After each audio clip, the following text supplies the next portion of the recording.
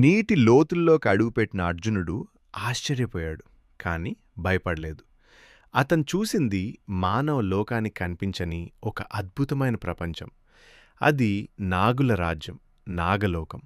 ఆ లోకానికి యువరాణి ఉలూపి. ఉలూపి అర్జునుణ్ణి చూసి అతను ఎవరో తెలియక కాదు, ఆమె చూసింది ఒక వీరుణ్ణి కాదు, తన కోరికల కంటే ధర్మాన్ని ముందుంచిన మనిషిని. అదే ఆమె హృదయాన్ని కదిలించింది. అతని వంశం ఆమెకు తెలుసు, అతని వ్రతం తెలుసు, వనవాసంలో అతను ఎలా జీవిస్తున్నాడో కూడా తెలుసు. అయినా ఆమె మౌనంగా ఉండలేదు. అది ఆవేశం కాదు, అది తొందర కాదు. ఆమె హృదయంలో స్పష్టత ఉంది. అందుకే అర్జునుని ముందు నిలబడి తన మనసులో ఉన్న మాటను దాచలేదు.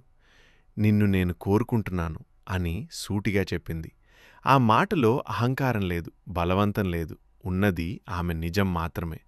అర్జునుడు శాంతంగా విన్నాడు, ఆపలేదు, తీర్పు చెప్పలేదు. తర్వాత తన వ్రతం గురించి చెప్పాడు, తన నియమం గురించి వివరించాడు. ఆ క్షణంలో నాగలోకం నిశ్శబ్దంగా నిలిచిపోయింది. ఒకవైపు అర్జునుడి ధర్మం, మరోవైపు ఉలూపి సత్యం. యుద్ధం లేదు, కాని ఒక నిర్ణయం ఎదురుచూస్తోంది. ఇక్కడే ఈ కథలో అసలైన సంఘర్షణ మొదలవుతుంది.